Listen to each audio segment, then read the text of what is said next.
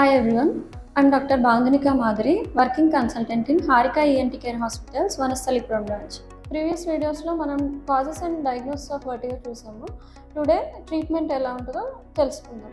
So the most common cause BPPV ki treatment enti ante Epilis manual. Epilis manual lo enti ante edaithe mana calcium carbonate crystals డిస్లాజ్ అవుతాయో సెమీసర్క్యులర్ కెనాల్స్లోకి ఈ manoeuvre ద్వారా అవి normal పొజిషన్కి reach అవుతాయి. So ఇది మనం OP బేసిస్లో చేస్తాము.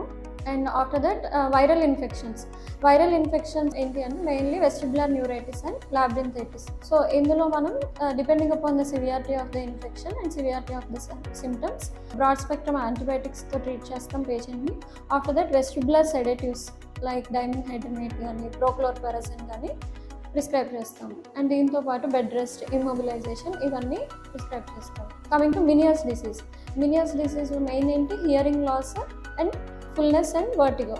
సో మినియస్ డిసీజ్లో ఏమవుతుందంటే ఇన్నర్ ఇయర్లో ఫ్లూయిడ్ అక్యుములేట్ అయిపోయి ప్రెషర్ అనేది ఇంక్రీజ్ అవుతుంది. సో దీన్ని ఎలా ట్రీట్ చేస్తాం మెడికల్గా? జస్ట్ బెడ్ రెస్ట్, రీఅష్యూరెన్స్, లో సాల్ట్ ఇంటేక్, స్మోకింగ్ హ్యాబిట్స్ ఉంటే స్టాప్ చేయమండి. అండ్ వెస్టిబులర్ సెడేటివ్స్ అంటే ప్రోమిథజిన్, డైమెన్హైడ్రనేట్ ఇవన్నీ డ్రగ్స్ ఇస్తాం. అండ్ సమ్ వేసోడైలేటర్స్ కూడా ఇస్తాం అనమాట ప్రెషర్ని డిక్రీజ్ చేయడానికి. కమింగ్ టు సర్జికల్ ట్రీట్మెంట్, ఈ ప్రెషర్ అనేది తగ్గించాలి. So endolymphatic sac decompression and endolymphatic shunt operations and selective vestibular neurectomy, these are all the surgeries. And ఇంకొకటి ఇంట్రాటింపానిక్ జెంటామైసిన్ ఇంజెక్షన్స్ ఇస్తాము.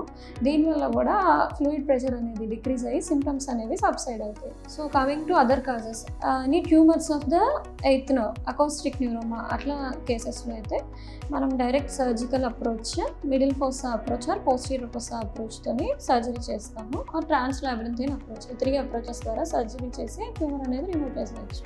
కమింగ్ టు సెంట్రల్ కాజెస్లో మనం చూసుకోవాలి థ్రాంబస్ అయినా ఫామ్ అయిందా, హైపర్ టెన్సివ్ కాబట్టి కంట్రోల్లో ఉన్నారా లేదా. So depending upon the MRI findings any tumours ఉంటే దాన్ని బట్టి ట్రీట్మెంట్ ఉంటుంది.